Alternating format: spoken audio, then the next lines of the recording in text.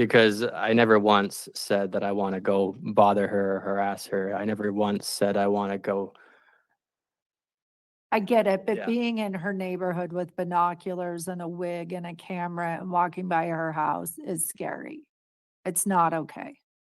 Look, I understand that it's not okay to be there, and I don't want to be there. I really, Okay, but when I you're don't saying you want don't to want be. to harass her, that's harassing. When I say I don't want to harass her, that's harassing. When you're in the neighborhood with binoculars and a wig and a camera, that's harassing to her. You can't do that. Okay, I don't think this is productive because Okay. I've already told you I don't want to be around her. Okay. We are about to watch the troubling parole hearing of a Utah man who seems to deep down believe that he is doing the right thing each time he violates his protective order. Now, he has lost his complete parental rights to his children, but that won't stop him. And that is what ended him up in prison for a 5-year sentence. Now, up for parole after the first year, does he understand that what he's doing is wrong? Or does he actually believe in this giant conspiracy to keep him away from his children? We'll dive into that and share with you his side of the story, and I'll unpack it with the details at the end. You have a different thing. So this talks about how a Cache County Sheriff deputy came upon you. You were in an abandoned house. You were basically homeless at the time. You had a pair of binoculars, a digital camera, and a wig, and you admitted that that you had gone by your ex-wife's house and used the binoculars to look in. Is that all accurate? Well, other than I've never been homeless, but Okay. I was in her neighborhood, Okay. but I kept the distance to not violate the protective order. But I did plead guilty to violating a stalking injunction Okay. as I was collecting evidence. Yeah, it case. looks like you pled guilty to stalking, a Yes. violation of a stalking Injunction. injunction. Okay. Yes.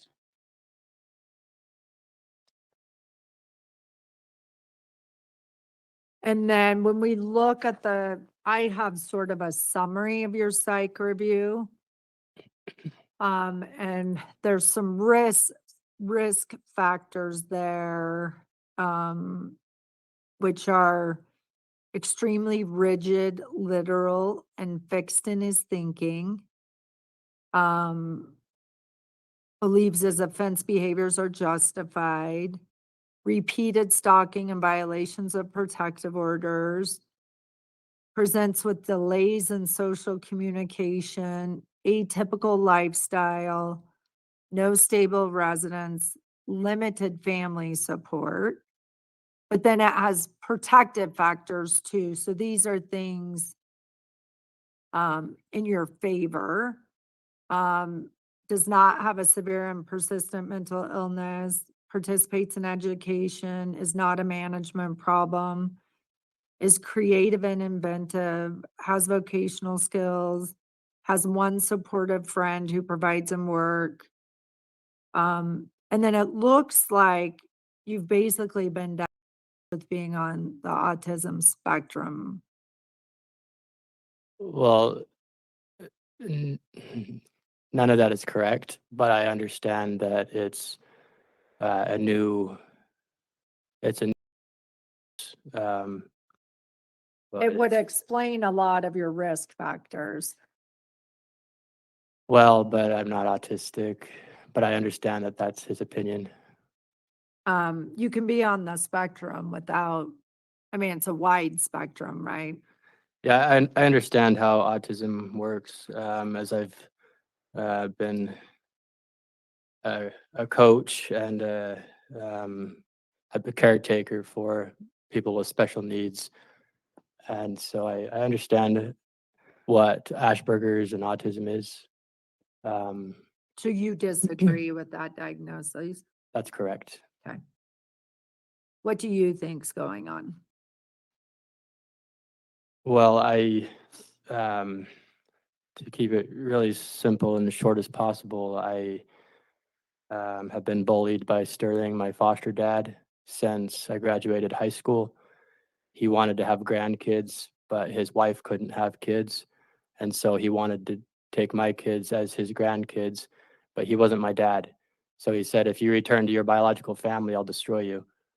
And so he did. And so he's been following me, stalking me, photographing me, planting evidence, just trying to destroy me ever since high school so he could take my kids. And and so this autism thing is just an excuse. Well, let me go back. You didn't have kids in high school, right? No, this was after I graduated high school Okay, that my foster dad said, if you return to your biological family, I'll destroy you. okay. And so he did. Why were you, let me ask you a few questions. Why were you in foster care? Because my parents divorced and my mom remarried and my dad didn't like my new stepdad. So he took us camping and left us for the state to find us so that we could be taken into state custody to get us away from our mom and stepdad. So, but my stepdad never did anything to me. My dad prevented, uh, based on what record my stepdad had. My biological dad wanted to keep us away from him, so he prevented anything from happening, and nothing's ever happened to me. Let me ask you about schooling. When you were in school, were you in regular classes? Were you in special education? Did you go through school? I I was with all the rest of my grade level and all my classes. I took one resource English class to help me with testing, but that's the only reason. It was not because of any disability. Okay.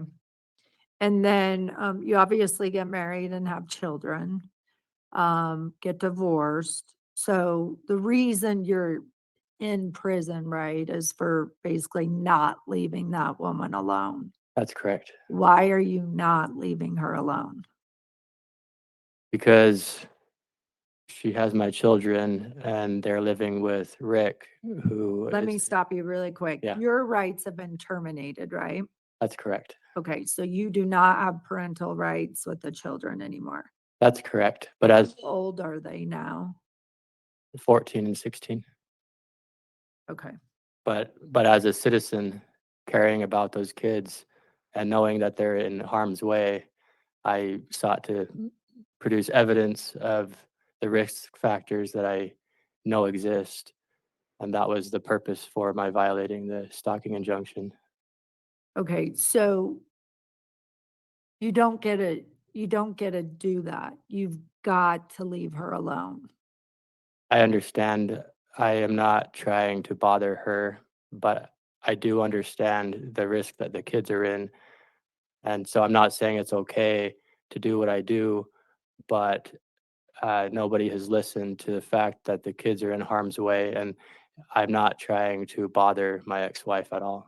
But you understand it is bothering her.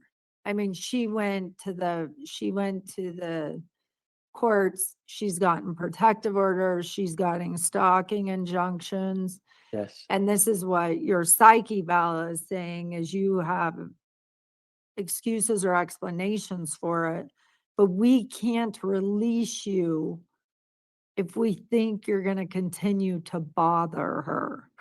I understand. And so in my declaration, I've set out a plan and a solution So what is that?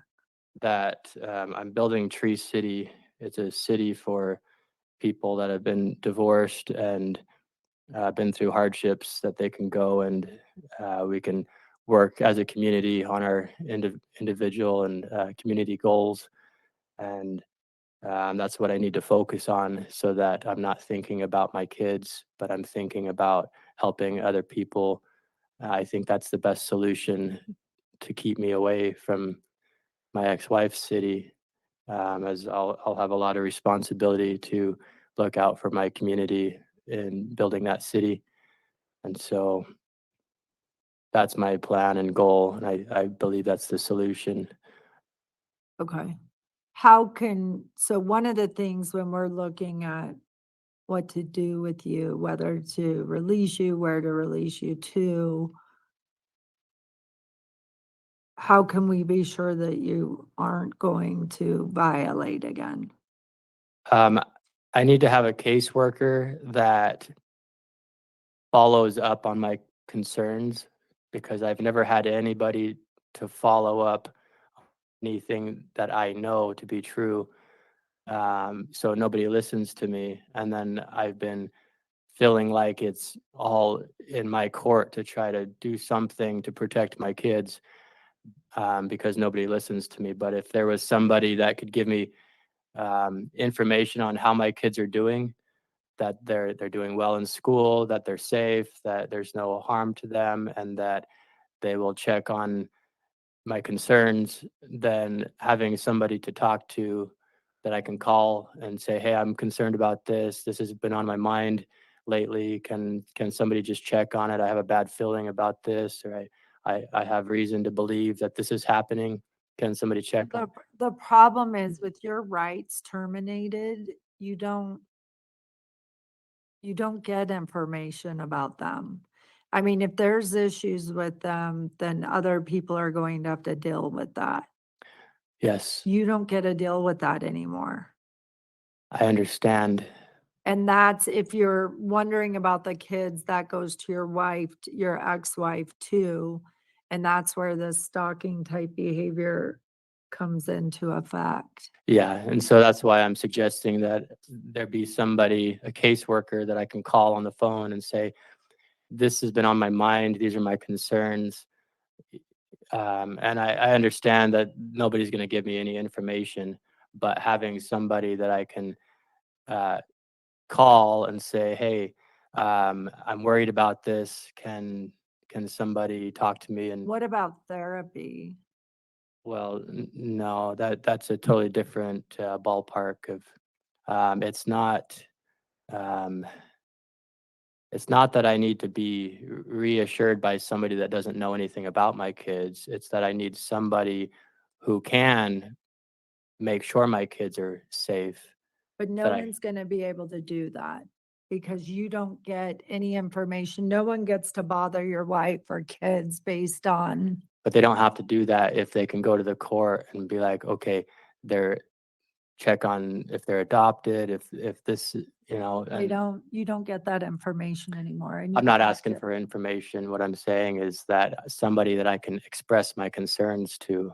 But even that person can't go look But into things. so So, that's not what I'm saying. I'm not saying that I want somebody to give me information. I know that I mentioned that would be nice, but I understand that I don't get that. It's I'm not missing that point. I understand I don't okay, get that information. What I'm saying is that I know a lot of things about what's happening there, and I have real concerns. And so it doesn't seem it doesn't seem right for anyone to just let the kids go through all that they're going through and not do anything to help them. so, I mean, are the kids in school? Yeah, Okay. So there's lots of people who are seeing the kids. You don't get to be involved anymore at all. I understand that. And if you do, you're at risk of violating again. Yes. So our concern with any release is you still have this mindset that you sort of want to meddle with your ex-wife and your children, that where parental rights are terminated. I am telling you, you can't do that. Okay, so I've said many, many, many, many times now, I understand I don't get to do that. I understand I don't get to have information. I understand I don't get to be there, and I understand there's a protective order. And are you What I'm willing to saying- follow that? Yes, and so in my declaration, I describe very clearly that I have a plan and a solution, that this is what I need to be doing to be distracted and to be actively focused on something different, and that what I'm saying would be nice is to have somebody that I can talk to, and that is legal, And that is my right to have somebody to express my concerns with. And so whether that's a therapist or whatever And that that's is, what I think is probably would be more beneficial, is doing it in a therapeutic setting. So but that you, here's why I don't believe that that's effective. Because the therapist wants to tell me that there's something wrong with me and put me on. But there's nothing wrong with anybody that has humanity and cares about the well-being of society. And when somebody knows that something is wrong and somebody's hurting, it's a citizen's responsibility to report that there's something wrong and somebody is hurting. And that is my responsibility to inform my government and the law enforcement that there is something wrong. And the law enforcement needs to take that seriously, that there is something wrong, and investigate it. And that's what I'm saying, is being able to have somebody to call, like a caseworker, to tell them, hey, this is a concern I have reason to believe this, and I even have evidence that things like this have happened before. Then can somebody do their job as law enforcement okay, and to I'm care telling for? that you do that, that's going to be considered a violation. So If I you go, won't be, yes. if I go to law enforcement Yes, and say because I you're have a causing law concern, enforcement to go bother your ex-wife and your children. So let's go through where would you live if you're released? um, so my mom lives in Layton, and I'm gonna go stay with her while my friend sorts out the next job. And my friend he's a real estate agent. He buys properties to be remodeled, and so he's gonna get me into an apartment that he owns that I'm gonna pay rent to. So I'll be there while I work on his other properties. Um, What have you uh, done for work in the past? have you read any of my 100-page? I read it after today. So Oh, I'll okay. look at it. So Yeah, you it's all in there. Okay. All the answers are in Okay, that 100 we pages. only get a 20-minute hearing. So what have you done for work? Um, I am a contractor and Okay. a carpenter, and I build houses. And so, And then this friend is gonna will buy houses and you'll help remodel them. Okay. yes. What about any treatment or therapy? Do you plan to do any of that? Um, well, I guess what I should have said in the first place is that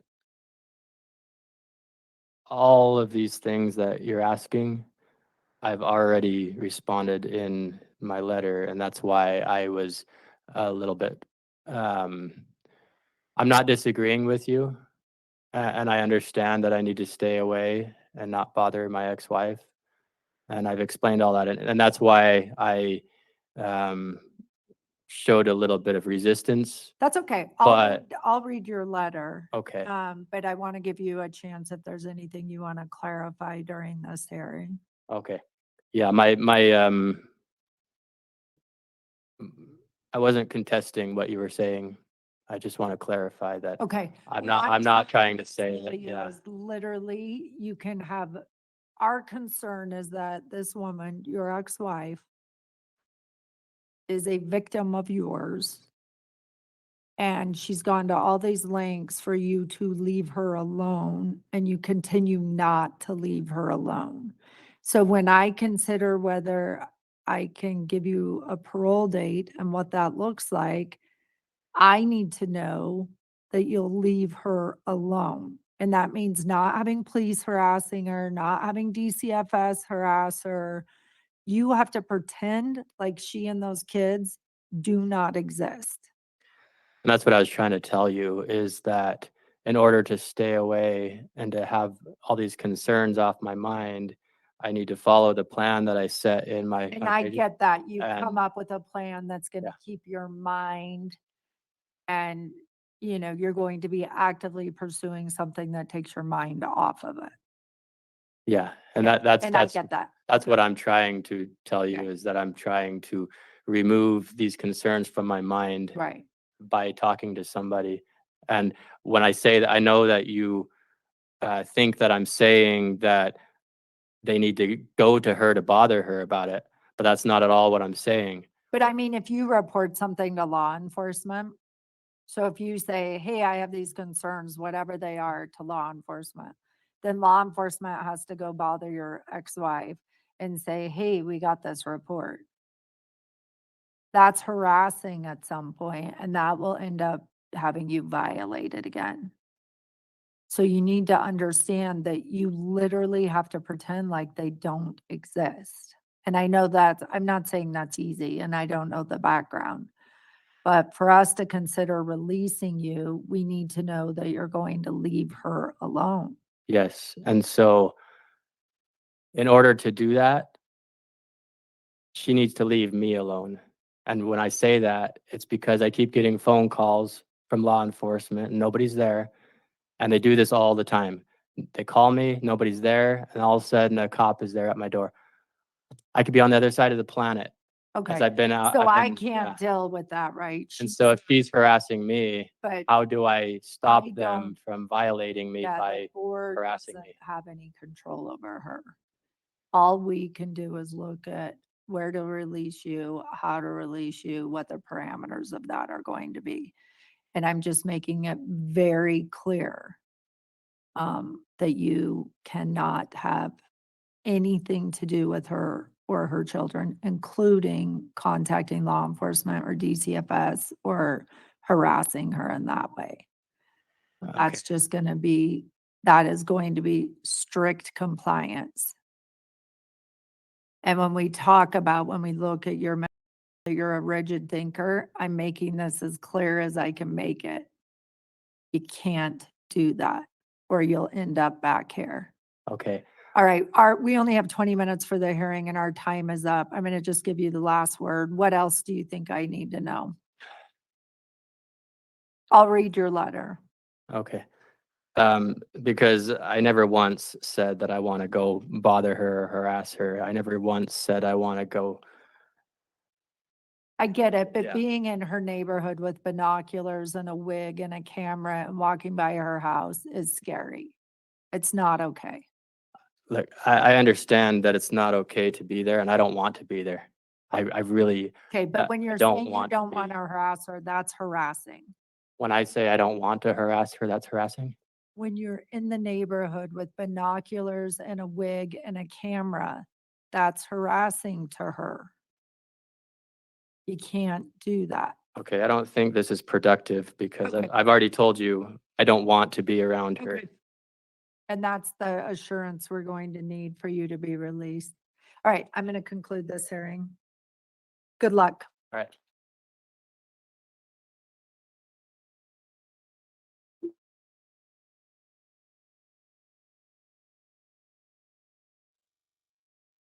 I was going to say it probably comes to no surprise that he was denied, but that wouldn't be fair because we have seen bizarre decisions made in the Utah Parole Board. But he was denied. He has a rehearing in a year, September 2025, and we'll follow it and share that with you to see if he changes his strategy at all. Although I'm not convinced that will happen. He actually had a chance of avoiding prison time. The judge was just trying to get him to say that he understands what a restraining order is, and he wouldn't have gotten this prison time. Let's read through it. So a man who was serving 1 year in jail for protective order violation has been ordered to serve another year in an unrelated case that also included stalking conviction. Spencer was first sentenced in March to 343 days in county jail after he was convicted of 2 counts of violating protective order. According to the court records, Jensen pled guilty to 1 count and no contest to the other. Then in July, Jensen returned to the courtroom for a bench trial on another protective order violation. I'm guessing he got out early or he just got, probation on that initial charge. Judge Thomas Wilmore found Jensen guilty after hearing evidence from the victim and one of her coworkers about Jensen's repeated attempts to communicate with her after she asked him dozens of times to stop. Then when she blocked his call, he tried to contact her at her workplace. During the sentencing hearing on Monday, the judge tried repeatedly to get Jensen to commit to probation requirements, which require him to maintain a stable housing and employment. While Jensen did not refuse outright, he continued to play word games. Does that sound familiar? With the judge, who ultimately ordered him to spend another year in jail consecutive to the term he's already serving. So there you have it. And this is scary. This is scary stuff. His full term date is 4/26/2028. So thank you, Sir Richard.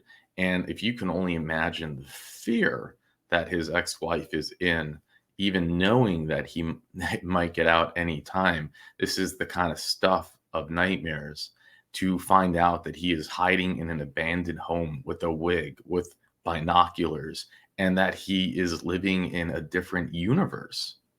He really is. In his mind, he thinks he's right. In his mind, he believes that it's some giant conspiracy against him, and he just does not get it. To think that he actually coached special needs kids at one point, that's scary. Now, it could be everything was okay with him, and then he kind of snapped. I mean, Sir Richard we have arrest records going back to 2015. 2015, he has 2016. He has another one in 2016, then 2018, and then the current offense. So he has 5 arrests on his record. Only 2 of the arrests do we know what they're for. One is, it's quite interesting. It's left lane restricted vehicle over 12,000 pounds. You have to assume if you get arrested and then that charge that there's something more to it. Although it could be in Utah that they take those rules much more seriously with the weather conditions and whatnot.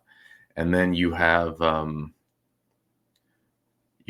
protective violation that sounds familiar in 2018. So this has been going on a long time for this poor woman and her family.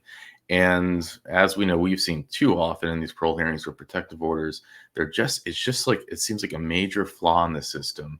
And you always read about it in the paper. Someone who has protective order, who spent time in jail, gets out and does something that finally gets people to get really angry about it for about 2.5 seconds, which is the attention span of any average news cycle. And then we all forget about it until the next horrible crime. But you can all see it in motion when you see these things, when you watch these parole hearings. He just doesn't, he really thinks he's the victim. And I think the only good news to it is that he's too rigid in his thinking to